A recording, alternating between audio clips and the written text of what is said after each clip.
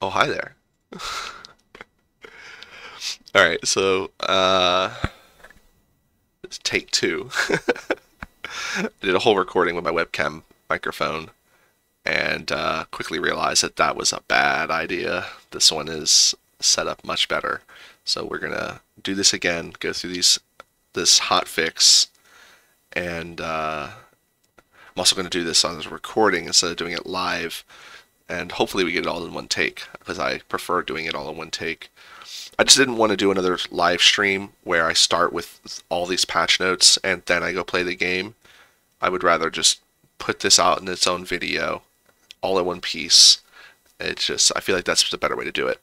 So we have a new hot fix addressing some of the issues with the latest patch that dropped February 2nd. These fixes dropped last night, February 8th, and they address largely issues with the colony crisis system. And I'm feeling a little bit good about this because it's addressing stuff that I specifically had for concerns. So I'm glad to see these changes getting made. It looks like overall there's going to be some balancing on the crisis system, make it a little more gentle for us weak bone folk. So right off the bat, we have our update. This hotfix is live now. If you downloaded an earlier patch, you'll need to re-download the hotfix. But with all the changes that are made, most of them don't require a new save file. You should be able to patch them in. But I'm just going to restart anyway. That's just how I do. Unfortunately, it means that Moses Picard, I should just be able to apply this patch, but because I want to experience, I want to stress test this. Moses is going to get put to the back burner for tonight, and we're going to do something else tonight. But yeah, once I'm done with this video, when this video is up, I'll probably be live stress testing these changes specifically. So let's get into it. Campaign. By the way, you can find these notes on the forum. I've just copied them over here for easier reading to make it nice and large for the screen. I've also brought up the lovely webcam, as you can see, because I figured this would just look a little bit better. You get to see me talking, you get to engage with me. I'm interesting, so let's talk about patch notes. It's great. Oh, that was so cringe. Let's not do that anymore. All right, let's ignore the webcam. But I know people enjoy the face, so I brought the face in for this video. Let me know what you think, because I could easily just have nonsense up on this other side of the screen if you prefer that. But so, campaign fixes. Now shows a warning dialogue if joining a battle would make you hostile with a faction. I feel like I've been playing around this without actually realizing that there was an issue with this dialogue, with there not being a warning. I know, though, that I've been playing around this, so I'm glad to see that there's a warning dialog box for newer players to give them that warning. Not the biggest change, but it's definitely a quality of life thing for the game, so I'm happy that this change was made. And that's the case with a lot of the stuff, especially when we get down to the bottom, where there's the bug fixes. A lot of these changes are just more polished to the game, which I appreciate. Contact redacted bounties no longer have the electronic maneuver skill, except one special one. I don't know what electronic maneuvers is. I tried to look this up. My best guess is this was supposed to be either coordinated maneuvers or electronic warfare skill, or something else. I'm not sure. Electronic maneuvers didn't come up with a search, so maybe this is a unique skill on the back end I'm not familiar with, but I don't know. Maybe somebody knows about what that is, but I don't. Reduced industry disruption duration for mercenary raid and similar by half. Now we're getting into the colony crisis stuff. Although this was something that was implemented before colony crisis, but it's now wrapped into the colony crisis. The industry raids from other factions are getting nerfed. They're going to be less impactful, which is nice. I hadn't really been struggling with this specifically. My issue was more with the fleets themselves, but it is nice to see that this is going to be another part of the colony crisis system that's not as stressful if you just choose to ignore a raid. It won't impact you as long or as much. Which is nice to see, because when you looked at the notes, it was very much the goal was to make the colony crisis system not feel like something that you had to engage in, and having this be reduced further pushes the colony crisis system towards that goal. Extraction missions can now also no longer be failed due to time running out while returning with the agent. And then down here we also have data core swap missions can no longer be failed due to time running out when returning to the mission giver. I think those were the two. We saw this change with the prisoner extraction, the prison break mission as well. So these are just getting changed to match that. I know I've failed missions where I did one of these and then forgot that I needed to return to the contact. So it's nice knowing that if you decide to go on a grand tour of the system for a year or two, you won't fail those missions.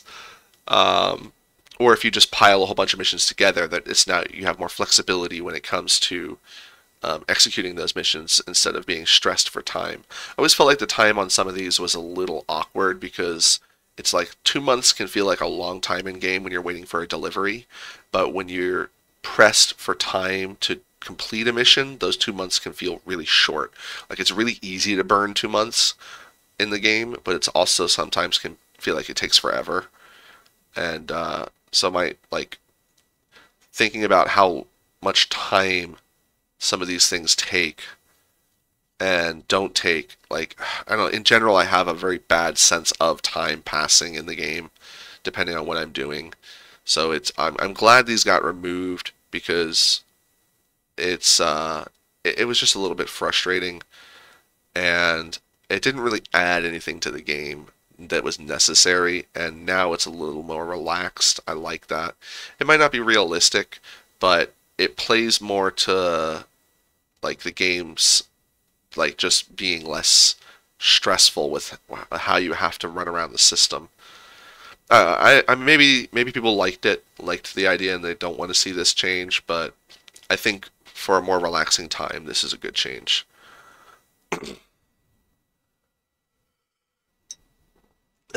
Then we have the Tritachyon colony crisis now requires at least 2 competing commodities, and also slightly toned down the difficulty of the Tritachyon related crisis. Oh, I think I missed this one when I was reading it before. And increase the time the attack force spends preparing to depart by 2 weeks. Okay. So all of these, and plus some more further down the line, we have halved bribe amounts required to handle the mercenary attack force without fighting. So the bribe is less for that, to avoid that crisis. Reduce the Perseian League colony crisis progress by less than half. And then here's a big change. Increase the max colony crisis progress to 600. It was 500, and adjusted related values. All of this essentially is making the colony crisis system a little less rough. The Tritachyon one won't trigger as easily. The difficulty's been toned down. And this, I'm wondering if this is just for Tritachyon specifically, or if this is for all the attack forces. But either way, this makes this a little bit more manageable.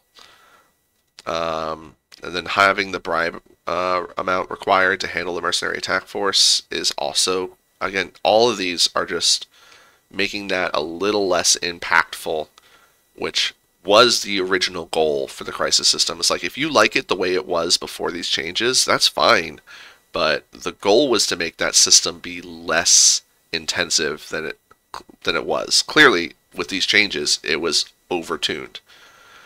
Then we have the reduced the progress for the Perseian League. This one is one that I noticed right away, where I had all these different progress things adding to that progress bar that were like 9, 8, 7, less than 10 single-digit numbers. But then the Perseian League colony crisis progress was like 20 plus. And when you add it all together, I would usually end up in like the 40 to 60 per month range, which felt really heavy, especially when I was on that 40 range. It's like the Perseian League made up half of that number. So I'm really happy to see that this got lowered a bit. So now we're, that might be more in the 30 range, and it will take longer before the crisis reaches its climax. So in general, this just stretches out the amount of time that it takes for the colony crisis to need to be interacted with. And I'm very happy for that because, like I mentioned earlier with the timing on missions, a lot of times I can easily lose track of time in this game and end up not realizing the months that I'm spending doing something, which is probably why I have such a problem with the colony crisis system, is because when I'm out there doing stuff that takes a long time, it feels like it's constantly interrupting that stuff I'm trying to do, usually exploring, but sometimes it's like if I'm trying to do raids and things like that, where I'm taking a big fleet and going out and doing a lot of things, it can be really annoying to get the colony crisis interrupting me. Now it feels like, first of all, it'll take longer and it won't be as impactful. I'm very happy with these changes and I'm interested to test them out. But we have some more as well. Destroying hostile fleets while colony crisis progress is at 0 no longer adds blowback. Honestly, I don't know that this was that important of a change, because if you destroyed a hostile enemy fleet, the blowback, even if you have no progress, that blowback seems like it fits. Blowback was a shock to me to see show up, but it makes sense. But again, this is just part of the general nerfing of the crisis system. So I guess it makes sense for that. Maybe what was happening was like if you... Actually, I'm not really sure exactly the theory behind this, like what the thinking was behind this change. But again, it's another nerf to the crisis system. Clearly it was a problem in some way that it got removed. Perseian League enforcers and similar type of fleets will no longer support commerce raiders and similar in battles against the player. So I'm wondering, like, because it says and similar, so we're not just talking about these two interactions, we're talking about Perseian League and similar types of fleets. So similar enforcer fleets supporting commerce raiders and similar maybe pirate raiders and Ludic Path raiders. But regardless, they won't support each other. I'm guessing if they were allied, they were supporting each other. Like maybe the Ludic Church would support Pathers trying to destroy you. Not sure. I didn't see this happening, but knowing that it was happening, I'm really glad to see that it's not going to happen anymore. It's like they have competing interests even if they are allies. Joining in the fight against you just makes that fight so much harder, and it makes the crisis system that much more dangerous and awkward. So not having them support each other, I think, fits well. I don't know, maybe this is a change that is, again, not super necessary, but clearly it was. They made the change. I don't know, it's another nerf to the crisis system, which I'm happy to see because I thought it was too rough. Ludic Church Takeover Crisis description now explicitly mentions the Ludic majority condition, and this is one that I also have not really encountered. I saw Ludic majority condition, but I haven't gone further in it to have it be a full crisis. So I'm wondering how that plays out. Hopefully we'll see this in one of my playthroughs, and I'll get to see what that's about. But this change, though, is just fixing something, it's like a typo. They just made sure that this was now mentioned explicitly in this. Generally somewhat reduce the strength of crisis-related fleets and systems with lots of small colonies. This is the big one. This is the one that triggered me so hard that I rage quit my playthrough, and that I've been complaining about ever since, because I started 4 small colonies and then suddenly had 7 giant pirate fleets in my system. And I feel a little bit better seeing that this has been addressed and called out specifically, because I was getting a lot of blowback for my reaction with people being like, it's not that bad, it's not that bad. And I'm like, but I'm a wolf pack having to defend from 7 fleets full of capital ships. That's not possible. I can't do it. I'm sorry. We're playing vanilla here. I can't make my fleet that insane. I can make it pretty strong, but I can't make it that insane. And in general, I'm just glad to see this because this feels more realistic. And I've seen this in my newest playthrough I did, that the fleets are smaller, more manageable, which they're still large. They're still larger than I think they should be at the start of a crisis, especially when it just has a minimal danger, a minimal threat. But they're more manageable, and I feel like when we're talking about colonization, we're generally talking about something that tends to be more late game. It tends to be something that people don't. Well, some people rush it, some people don't. But I think the feel of how it's implemented in the game and how it's addressed in the game and looked at in the game is it's more of a late game thing. So the strength of the fleets being tuned the way they were, I guess that was the mindset. But where they're at least from what I saw already, that feels a little more manageable for somebody who was to rush into colonization. It also feels like it's a little bit more realistic as well. And this is something that we're going to stress test immediately. I'm going to stress test this immediately. I have a playthrough where I acquired some colony items and paused, and I'm going to go back to that playthrough, and we're going to experiment with this. That playthrough should update fine because it didn't colonize yet, so it should update, and we should be able to see the crisis system in full force because I'll do like a 5 colony system, maybe even more, and we'll see just how much the fleets show up and what they look like. But moving on, Kazaran now has the no atmosphere condition, and the Luddic Path fleet led to you find you by a special type of sensor ghost no longer asks for tithe. This first one, the Kazaran, has the no atmosphere condition. It sounds like a small thing. It also only applies to new saves. It sounds like a small thing, but it's one of those things that I've noticed. Like, have you ever really looked at some of these colonies in the core worlds? Some of these planets are very strange. They have things they shouldn't have, and they don't have things they should have. I'll have to I may have to do like a whole video looking at these planets and talking about them like that because there's a lot of like ways you could explain it away. Like, you know, this is the result of some terraforming stuff that the domain was doing, or it's a result of all the mining and digging out everything. Like the planet has just been manipulated so much by these long-standing colonies that they just look weird when you compare them to the colonies you find out in the wild. But yeah, so this is something that like changes Kazaran. It makes sense. It's a barren world. It shouldn't have an atmosphere with the conditions you look at it, or at very least a thin atmosphere. With its size, I would think it would have a thin atmosphere, but the no atmosphere makes a little bit more sense too. And I think it also opens it up, because if I'm remembering correctly, Kazaran, I can't remember if they refine there or if they import metals. But if they refine there, then that opens this up to potentially using a catalytic converter there to enhance the metals, which is nice. Like, whenever I'm working with a faction, it's cool. I mean, even if I'm not working with a faction, it's cool that I can sell them colony items and watch them implement those. But there wasn't really a place to really utilize the catalytic converter too much. So it's good to see that now we have another place that we could do that with.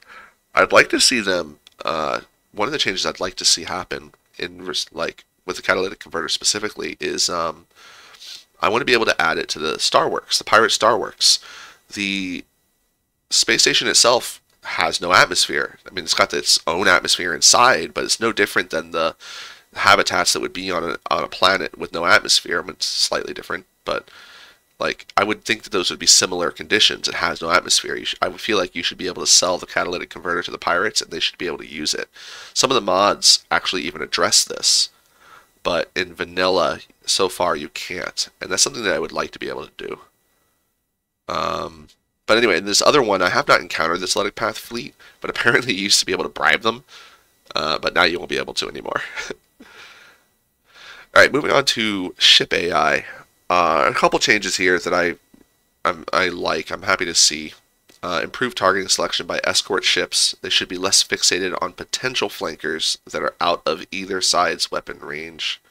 And then also, ships are less likely to use maneuverability or maneuvering jets and similar systems when it doesn't actually need to go anywhere. In fact, I wonder if this applies to phase ships as well, just phasing out for no good reason. So maybe that is a lot bigger of a change than I'm thinking. But in general, this seems like it's nice, but I haven't really noticed it as too much of a problem. But it is something that, thinking about it, I'm glad they changed. I mean, it's a fix. Very happy to see that change. I shouldn't say I'm not very happy to see that change, but if it affects phase ships, then yeah, I am happy to see that change because I'll often see phase ships do some crazy stuff. But the improving target selection by escort ships, I'm glad to see this because I want to experiment with the new escort hull mods, and this change will definitely help with that. Any change to the ship AI, I'm happy to see because quite often it's addressing a problem that I have with the AI. So it's always great. Like the AI for what it's doing is already really nice, but it does have a lot of little issues, and so anytime that those changes get addressed, I'm happy to see it.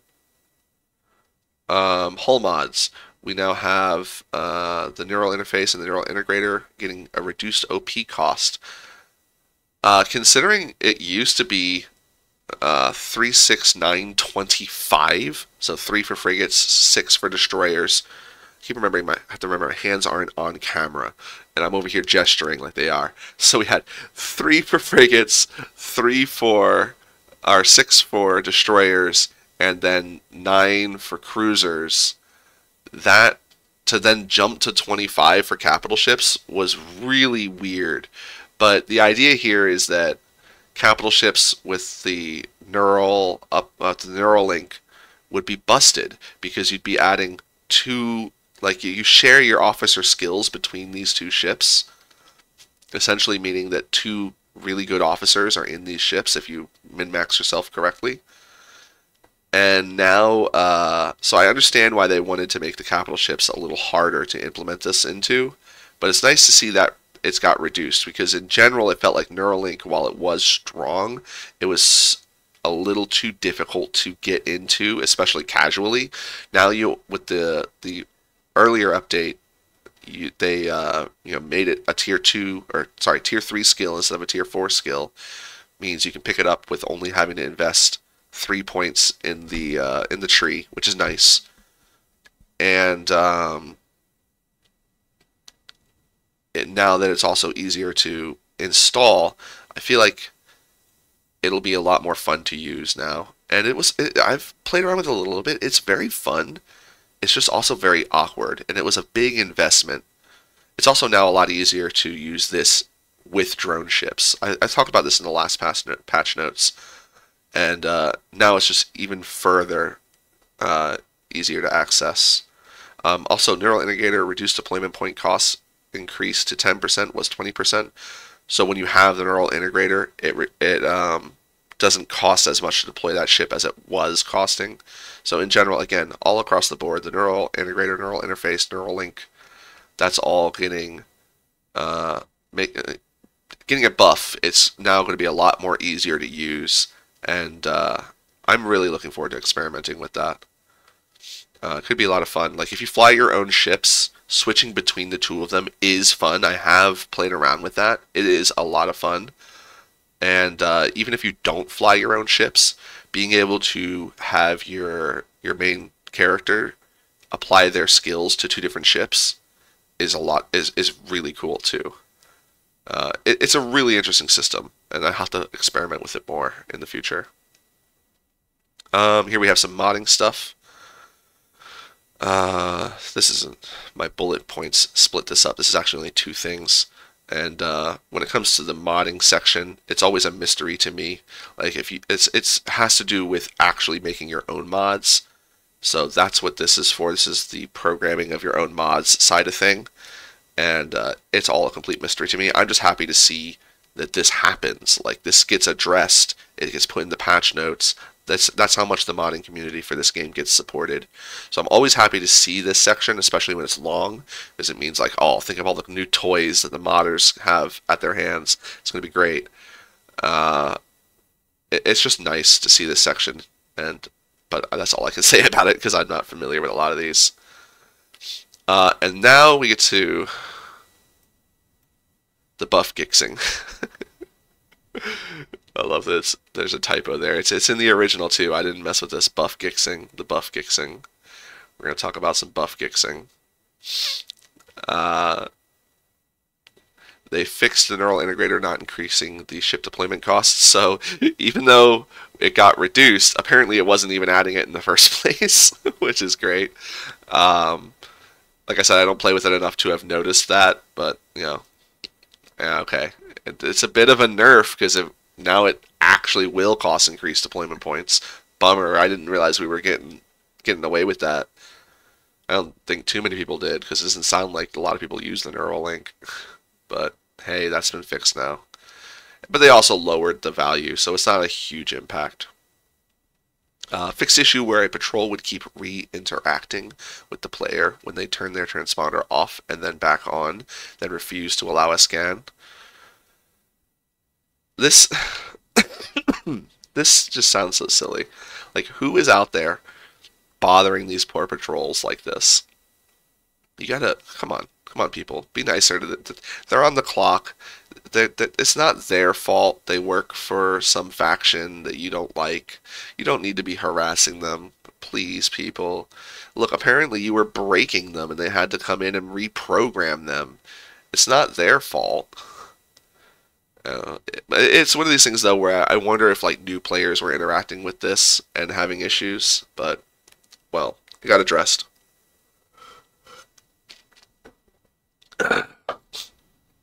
You know what's funny? I can stream for like hours, talk for hours. My voice doesn't get stressed at all. But doing a recording by myself, it's like suddenly I'm so aware of everything going on, so much more so. And it's like, oh, I need more water, I need more water.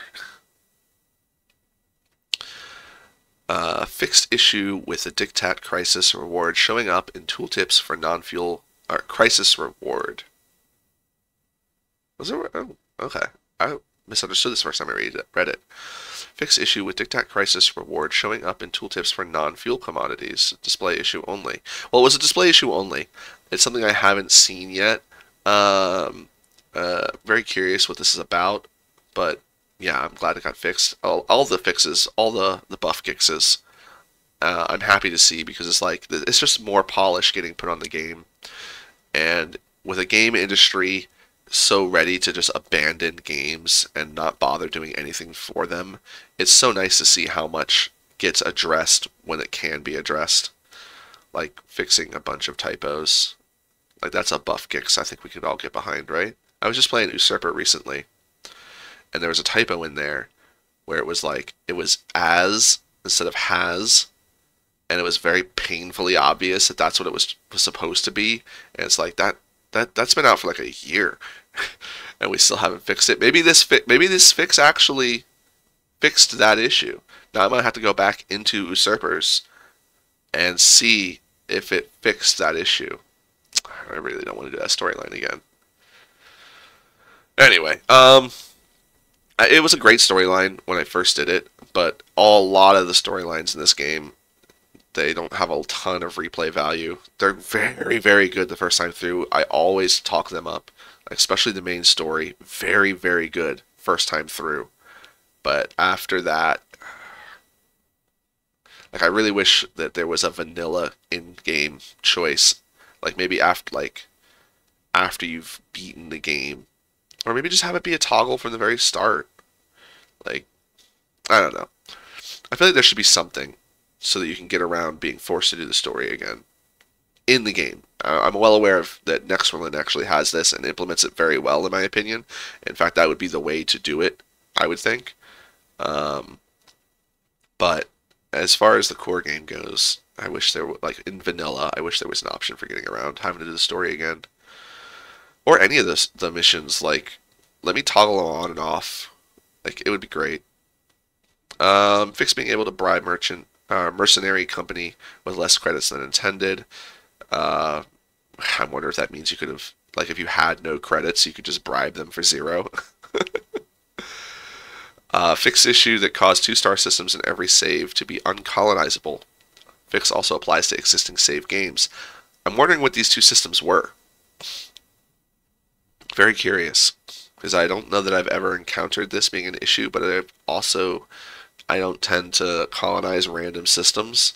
Maybe this was like the star system with Sentinel in it wasn't colonizable or something, or maybe it's talking about Limbo specifically. Which, by the way, that is something that I'm going to be doing in the future. We are going to try and colonize Limbo just to see what happens, and maybe colonize some of those drifting abyssal planets just to see what happens. I'm very curious. No idea. We may actually even do that today if we had the spare time. That might be something we do today. Bribing the mercenary attack force while in hyperspace no longer causes it to get stuck, unable to travel to its new destination. Very curious about this one, because now I won't be able to explore it because I'm going to update. But if you have encountered this before, or if you're not updating, I'm wondering if you could potentially, like, if your fleet was large enough to scare them after you bribed them, like, could you potentially push their stuck fleet around, like bully them into, like, maybe a slipstream and send them sailing off into the edge of the universe, or bully them down into the abyss, or bully them off the map in general? Like, it would just be interesting to see, like, having a stuck fleet and what you could potentially do with that. Or maybe it just gets stuck and doesn't do anything. Who knows? That's where my mind goes whenever I see a bug like this. Is like, was there a potential video in there that I could have made doing something stupid? Fix possible issue with getting Gen's Yaribe diplomatic credentials. All right, you know what? Let me Google this real quick because I don't remember at all what this had to do with.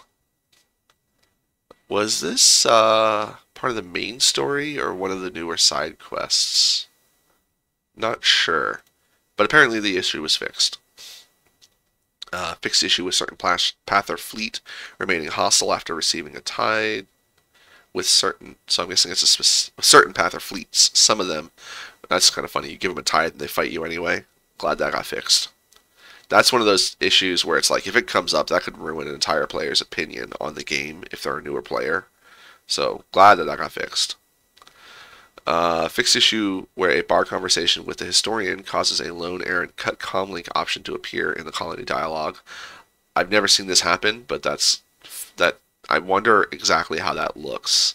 And that's one where it sounds like it could just be annoying, especially if it never goes away. Fixed misaligned weapon slots on the Wolf class frigate.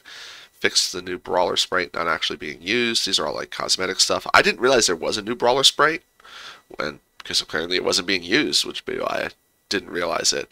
I'm going to definitely have to look into that because the brawler is one of my favorite ships, if not my favorite ship. And so now I'm curious to see what the changes look like. It's weird to me though because I know I just recently made a thumbnail with the brawler sprite where I went into the Starsector directory and grabbed the graphic for it, and I didn't recognize any changes right away, so maybe the changes are small in the first place. Fix certain dialogue options for Ryan Arroyo. Or is it Ryan or is it Rayan? Anyway, Arroyo showing up for the other Tritachyon characters. I'm guessing this means like when he becomes your contact, like some of the things he would say show up for other Tritachyon characters. I've never really noticed this that much because I haven't really done a lot with Tritachyon and their quests or their quest givers. But this is definitely a good change because it makes Arroyo a little more interesting as opposed to just everyone being the same with Tritachyon. And I guess this was supposed to be a thing in the first place, and it was just a problem that came up. It is now fixed. Fixed issue with certain special weapon drops being inconsistent if the save is reloaded. Yeah, I'm wondering which ones those were. Like, is this saying that we could have potentially re-rolled certain weapon stashes and gotten certain things we, like, maybe made them, like, if we could have saved scum stuff that I didn't know about, I'm kind of bummed, because now it's fixed. Oh, well. Fixed issue where certain commodities would be counted more than once for Tritachion's competition calculation. So we had this up at the top. They fixed where Tritachion has their crisis system, and this is fixing I guess an issue where it was activating before it should. It's good to see. So not just nerfs but also bug fixes, which is nice. Fixed ECCM package not negating enemy ECM when SModded. So apparently if you were to SMod this ECCM package in, it just wasn't working. Period. Not that it wasn't giving you the buff. No, it just straight up wasn't working. I'm not too terribly familiar with the ECCM package. I almost never use it. I should say almost never. I never use it. Maybe I should start looking into that, but my missile weapons tend to be support weapons, not necessarily primary weapons. I may have to explore that more in the future. Fixed issue with I'm working for Kanta option showing up for the deliver VIP mission variation not involving Kanta.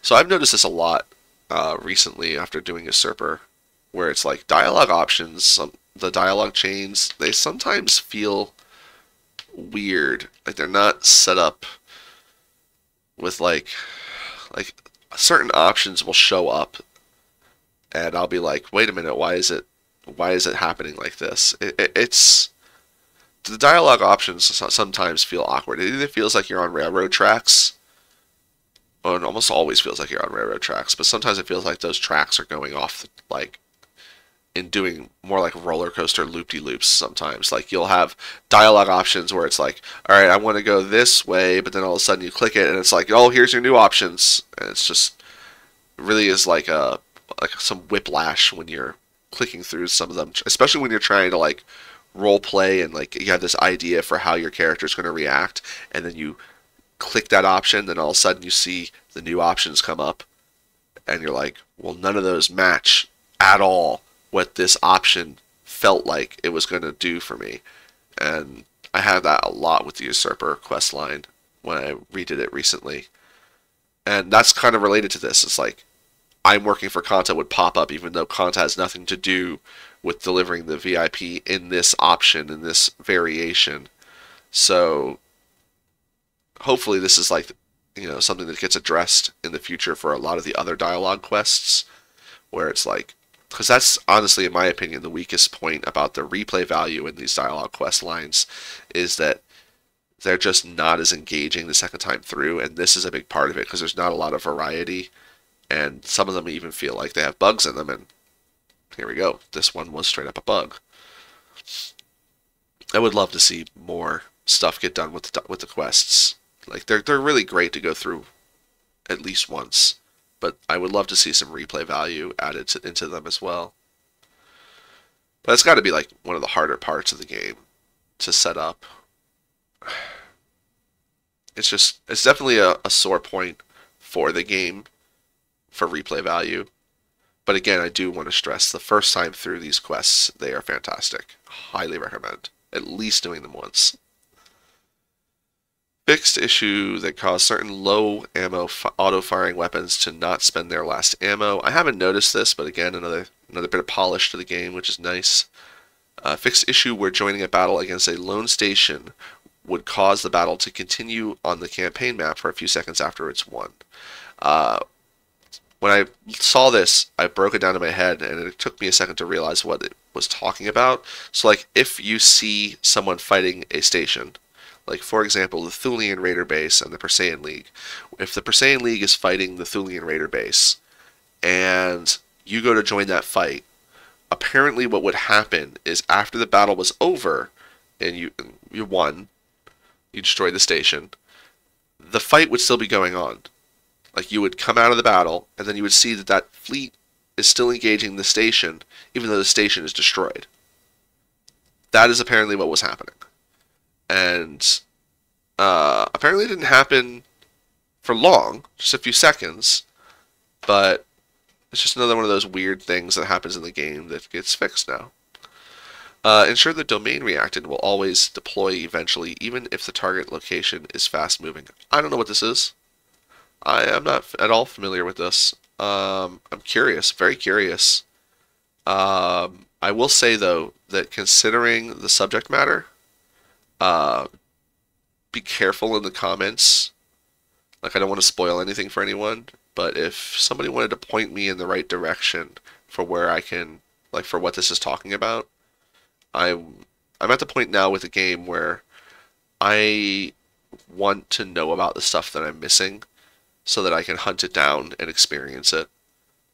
You know, I've put in more than 1,000 hours into this game, but I've only been playing for like a couple of years now, you know, considering how long the game has been out. And I know I've missed a lot of stuff just because I really, even when I'm doing my more roleplay focused playthroughs, there's still a lot of stuff that I don't interact with. And it's like, if this is behind a bounty mission, I definitely haven't seen it. I didn't even realize that there were some spicy bounties out there because it's just not what I'm looking to do. A lot of times those bounties are tooled around having a larger fleet, and I tend to run the wolf pack. So I tend to avoid the bounty missions because they don't suit my play style. But this is something that I definitely want to look into more. Fixed issue where building an objective at a stable location would deorbit anything that was orbiting it. This is definitely a programming thing, where it's like you have your stable point, and you go to build something, like, you know, comm relay or something like that. What the program was probably doing was remove the stable point, put the relay, and in that transition between those two objects, the game, the stable, the whatever it was that was orbiting that stable location doesn't see the stable location anymore, and it didn't get assigned to the new thing that was there, and so it would just start drifting, it would just float off. It sounds like a small thing, but it's one of those things where it's like, in a niche situation, like say you wanted to build a comm relay in a random system or a sensor relay in a random system, but you also had a thing orbiting that stable point that you didn't want to go wandering off, and then it did. Well, that would be weird. It's another one of these small fixes where it's like, I'm glad to see it fixed, but I wonder how often it was actually coming up. Fix issues that could cause successful raids to stay at a rendezvous point waiting for their lost comrades. Another thing that I didn't realize was an issue, but it's something that, I mean, it's good. I mean, if they just sat there forever waiting for their lost friends, then that would be bad. Like, they should eventually leave.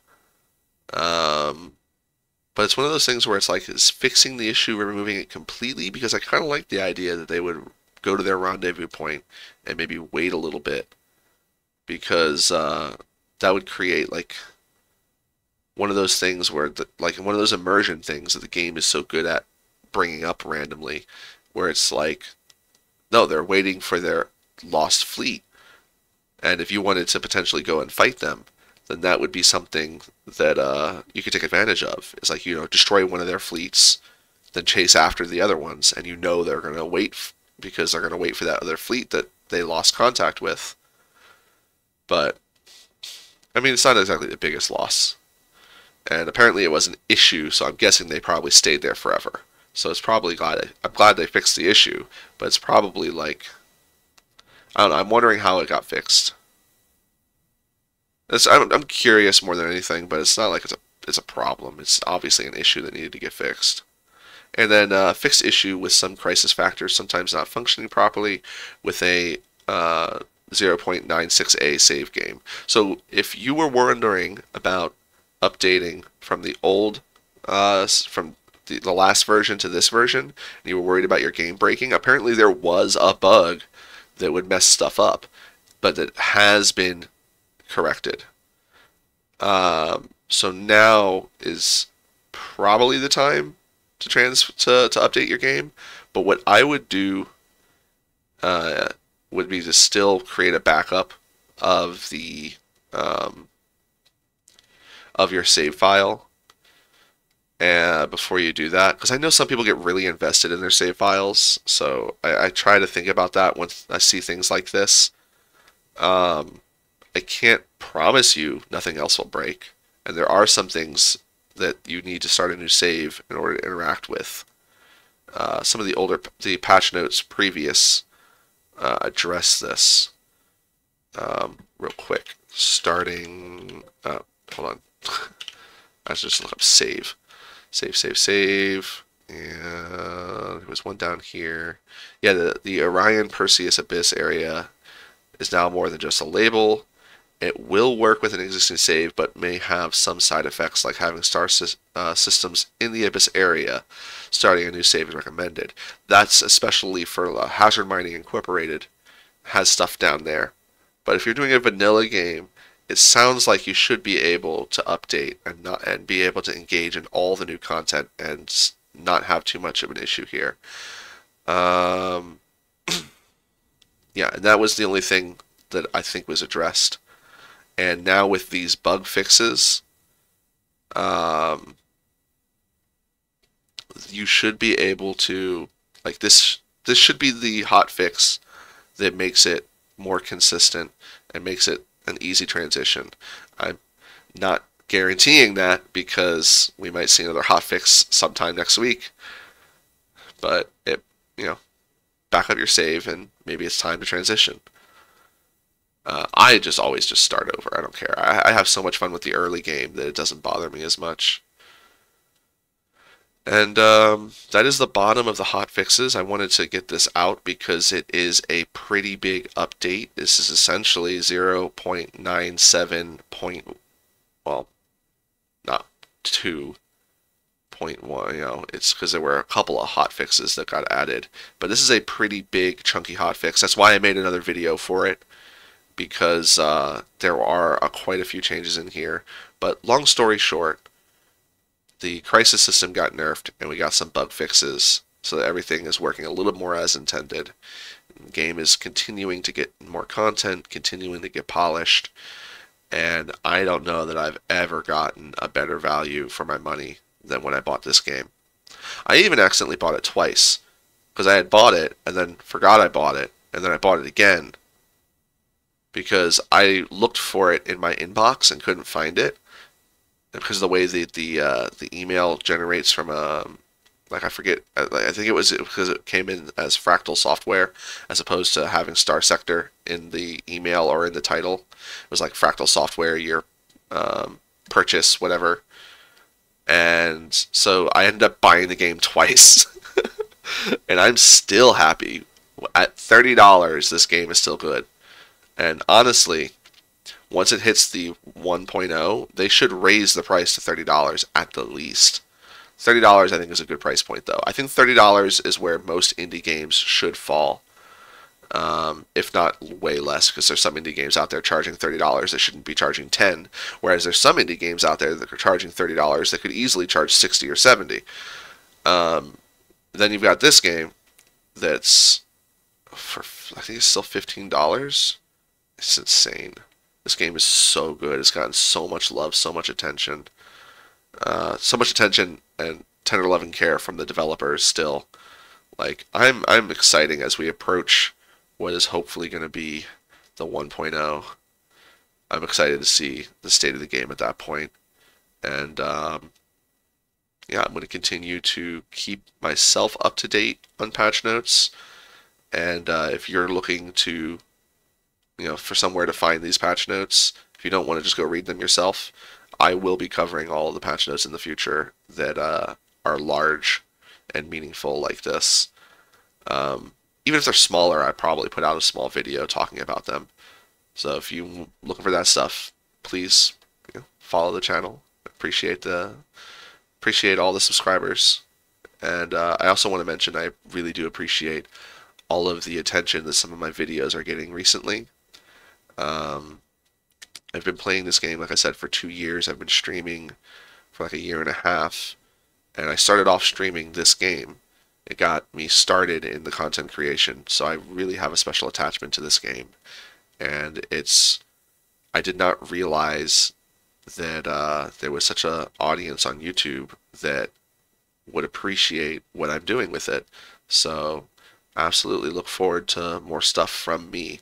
We're gonna have some challenge runs I want to do and some guides I want to put together, and I'm going to be focusing more on that as the future, as we go into the future unfolds and whatnot. I don't know what I was trying to say there.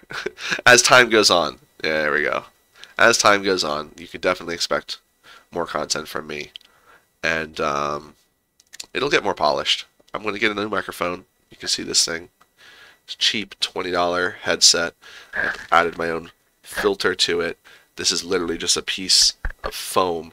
In fact, I have another one here. It's just a piece of foam and a rubber band. And it cut down on the pops. That's the kind of equipment I'm working with right now.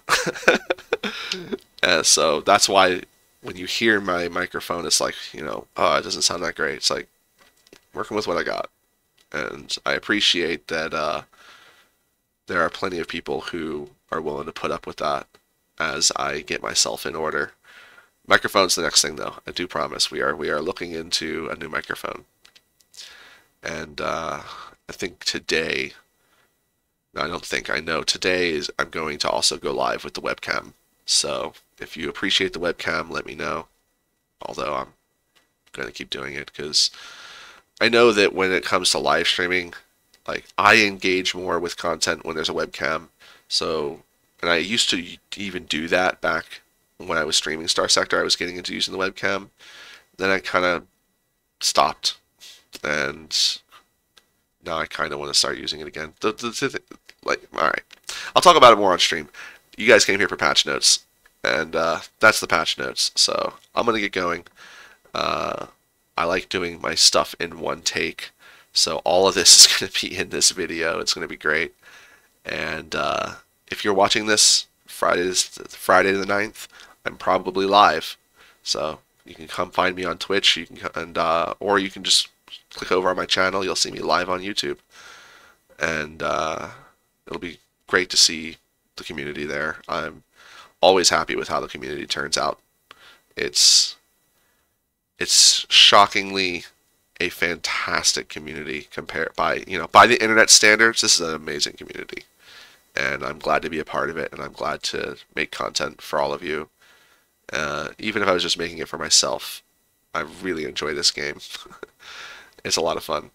You might catch me nitpicking here and there about things. Like I went into a full-on rage quit when I first interacted with this crisis system during the new patch, and so I'm really glad to see this stuff. But I want to point out the fact that when I'm angry at this game, it's because I love it so much. It's because I've put in 1,000 hours, like after a few months of owning the game. It's because I want to see everything that's added do well and make the game even better. That's why when I see things that I don't agree with, that I don't like, that I get so passionate about it. Because I love this game.